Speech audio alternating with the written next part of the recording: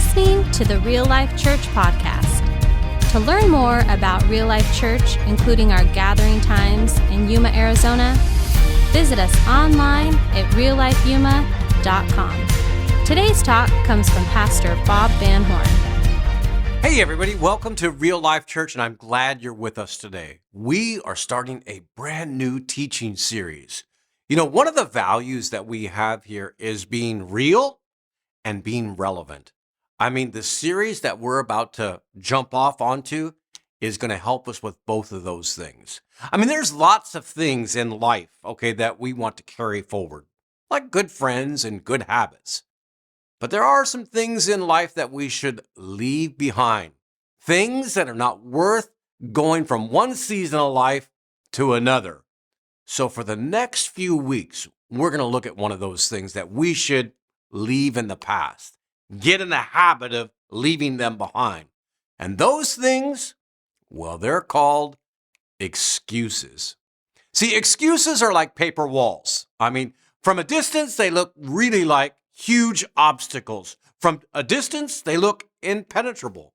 From a distance, they look like we really don't have any choice but to do what we're already doing, or not do what we're not doing, or not even try to do what we should be trying to do.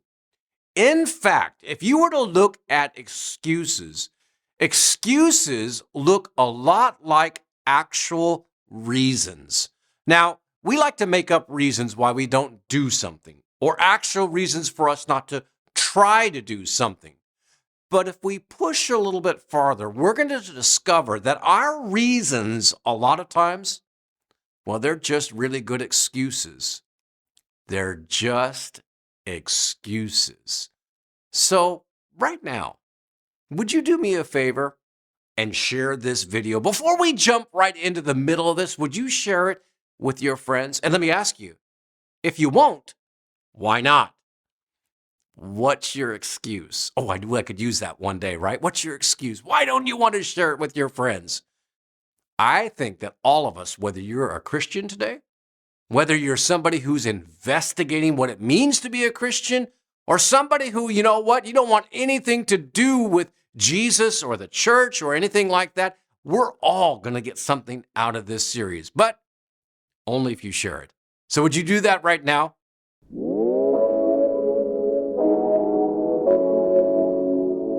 So excuses often get passed off as reasons. And excuses, well, in the real world, if we're not careful, become our becauses. Becauses, all of us have some becauses that we hide behind when certain things come up. When people ask us questions like, why don't you? Well, because. Why haven't you? Well, because. Why do you keep on doing that? Well, because. Why don't you start doing? Because. Why don't you quit? Because. Why did you stay? Because. Why did you choose to leave? Because. Why didn't you just tell him? Because. Why didn't you tell her? Because. See, we've got all these becauses, excuses, and then they pass themselves off as reasons. And our real world vocabulary, they become our paper walls. And that's what we're going to talk about over the next several weeks. There's actually a very fine line between a reason and an excuse. And one always disguises itself as the other. In fact, when we're talking about excuses to other people, the way we talk about it really underscores this. What do you say when someone makes up an excuse? Matter of fact, when they make up an excuse, you hear it and you recognize it as an excuse. We hear it and that becomes their because, and we see right through it. See, excuses are things that a lot of times we just make up. It's those paper walls that seem so impenetrable, seem like obstacles, but really they're just paper walls. stuff you've created up in your own mind, trying to convince yourself that it's actually a real wall. What we're doing is we're dressing up our excuses in an attempt to pass it off as a real reason. I mean, this is so easy to see in our kids. It's easy to see in our grandkids. It's so easy for us as parents to see. It was easy for our parents to see in us when we were kids. I mean, it's easy when our employees do it. It's easy when our friends do it. It's easy when our neighbors do it, or even when your boss does it. We all see it when somebody's making up an excuse and it's really not a reason. And all of us do it. When you get busted, I mean, you come up with a reason why things aren't going well, a reason why something didn't go right. And usually those reasons are disguised as what? Excuses. I mean, like I said, it's so easy to see in other people. I mean, we catch it all the time. I mean, we can spot an excuse almost 6 miles away. Yet we miss the one that's about 6 inches away in the mirror. What we say to other people is, well, this is the reason. This is the reason why. And wouldn't it be just so refreshing if we just said, well, my excuse is, instead of trying to pass it off as a reason? I mean, wouldn't that be awesome the next time you had a conversation with somebody, maybe your kids, when you ask them why they didn't do their homework, and you look at them and say, well, Dad, my excuse is. I mean, that would be pretty cool, right?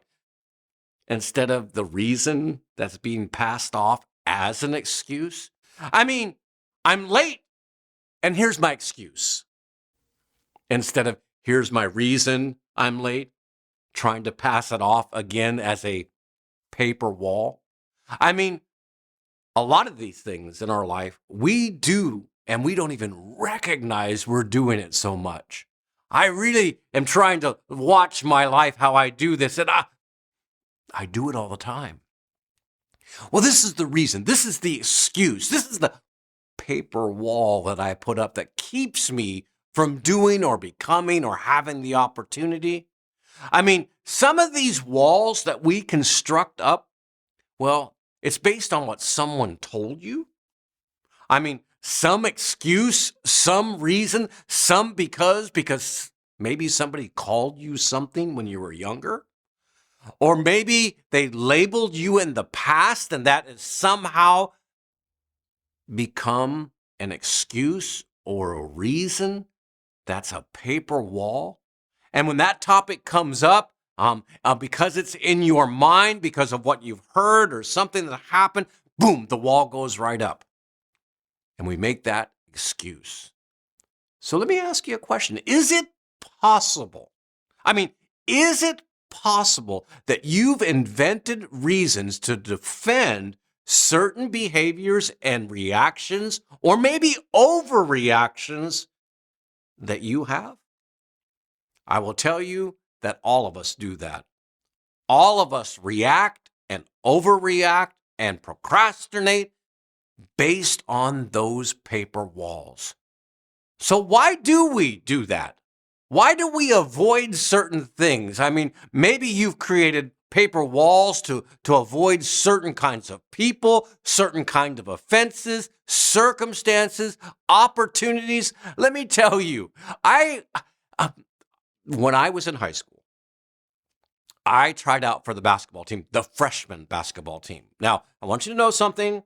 I graduated from a high school that had over 600 seniors, okay? That means that there were 600 freshmen at one time. I was one of them, and I wanted to play basketball.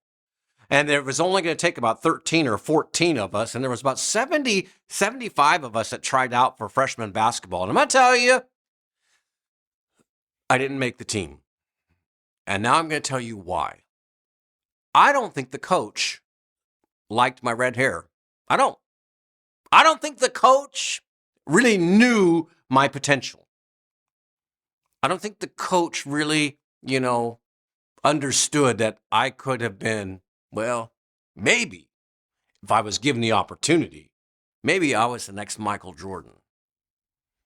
You know, we can make lots of excuses about lots of things. And you know what really happens a lot of times is we'll make excuses so much to the point that we'll never play basketball again. We'll never play athletics again. We'll never like coaches again. I mean, we'll make stereotypes of people based on excuses. Because you know, when it comes down to it, let me just say this. You know why I didn't make the high school basketball team? I wasn't good enough. There were 13 or 14 other people that were better than me. And you know what? Instead of admitting that the real issue is me, I make up an excuse. And a lot of times those excuses become reasons, and those reasons are my becauses, and then my becauses are those paper walls. And I not only did it as a freshman in high school, I still do it today. I mean, I get lots of opportunities to go and people ask me to pray over things and speak at schools or go to the city council and pray for the city council. I mean, I was even asked at one point to chaplain the local semi-professional baseball team. And basically about 100% of the time I say, nope, I'm too busy. Nope, don't have enough time. Nope, I don't really, I would really love to. Well, that's a lie. I would not love to. But I will come up with an excuse as to why I won't do something. And here's the truth. The root of an excuse is always blaming something internal on something that's external. I mean, it's hard for us to look in the mirror and admit it, right? I decide it's not me. It's got to be something out there. And the moment I try to say it's something out there, there's that paper wall again. So let me just say this. Am I missing opportunities or possible relationships because I won't admit to myself that I'm making up an excuse? Is it possible that when I say it's really not my thing or it's just not me, that I could be missing something that's beyond that paper wall that I will never know unless I break through that paper wall? I mean, I can't tell you the number of times in my life where I've put up paper walls and had the opportunity to break through that wall. It's paper. It's not real. It's not real, but you think it is. And because you think it is, you get hung up right there. And we miss the opportunity. Now, we have no idea what's on the other side of the paper wall. We don't know. And we'll never know unless we break through that paper wall. And in the weeks to come, we're going to talk specifically how we can break through that paper wall. So what does this have to do with the church, by the way? Because I've spent quite a while now talking about these excuses, and I haven't even shared a Bible verse. I mean, how crazy, right? What does it have to do, these excuses that we like to make and these paper walls, with our relationship with God? And why is it so important? See, there is a strong correlation between your relationship with God and your ability. Not your willingness, but your ability. And I want you to be clear about this. There is a relationship between your ability to follow Jesus and your willingness to push through those paper walls and to acknowledge that those reasons, that whatever it is that God wants you to do, are actually just excuses. Now, I say this because our excuses, those excuses that we like to make, well, they compete for lordship in our life. An excuse can actually become your king, your master, your boss, your Lord. Excuses tell you what you can't do, or what you won't do, or what you shouldn't try. and we never acknowledge that they're really just not real. And the problem with all of that, being a follower of Christ, is excuses, if you're not careful, will become your king. And they're sitting on the throne of your life right now. And if you're a Christian, you could spend the rest of your life singing about a king and serving the king of excuses. Now, I don't want to insult anybody, and I don't want to make anybody mad, but let me just say this. A lot of the things that we do in our life with God, the things he's asked us to do, the things he wants us to do, opportunities that he has for us, we've made up an excuse as to why we can't. Stuff we've made up. And it's keeping us from being exactly who God called us to be. And often, now listen to this, often instead of admitting that to ourselves, just like I said earlier, we want to blame something external, something on the outside, a paper wall. Now, in spite of that, you don't want excuses to be the boss of your life. You don't want to get to the end of your life and look back and say, wow, my whole life, I never did that because I was afraid to break through that paper wall. Not a real wall, a paper wall. Something that was invented, maybe because somebody said something to you, maybe something that happened to you, but you've put up a wall and you won't crash through it to be who God called you to be. I mean, the writer in the book of Hebrews gives us something that I want you to consider, okay? He writes this to some Jewish Christians who are really going through, well, a tough time. They're being persecuted. And really, they have an excuse to quit following Jesus that was pretty real, all right? And the writer of this book, he writes them something. He tells them, you know what? You're going to hit some bumps in the road. There are going to be some difficult things that are going to go on. And he says, don't give up following Jesus. Don't invent some reason to get off the track. Don't invent an excuse. And in the midst of this conversation, in the midst of this book, he gives a principle that all of us need to hear. He says, whatever reasons that you're manufacturing, whatever reasons that you're fabricating, these excuses, this is what he says. Let us throw off everything that hinders. Anything that's going to keep you from moving forward, getting past that wall. Let's throw that off. And I'm glad he uses a sports analogy because I can relate to this. He's talking about running here. Anything that's going to hinder you from running your race, from staying in your lane, you need to get rid of it. Rid yourself of everything that'll keep you from winning your race. Now, this is important because he goes into this and then he says this also. He says, and I want you to remove the sin. Now, sometimes that's such a tricky word, and sometimes we lose perspective of what this really means. The word sin is not a bunch of rules and regulations. As a matter of fact, Jesus defines sin in a pretty easy way. He said anything that's going to hurt you or hurt someone else, that's going to be sin. So let's remove anything that's going to hinder us. Let's remove the sin in our life. And just like a good parent, all right, and you would do this for your kids, right? You don't want them to hurt someone, right?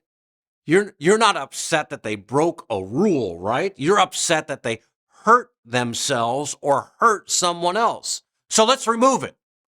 And whether there's a rule or not, we shouldn't go around hurting other people. And if you do hurt other people or yourself, that's from God's perspective what he calls a sin.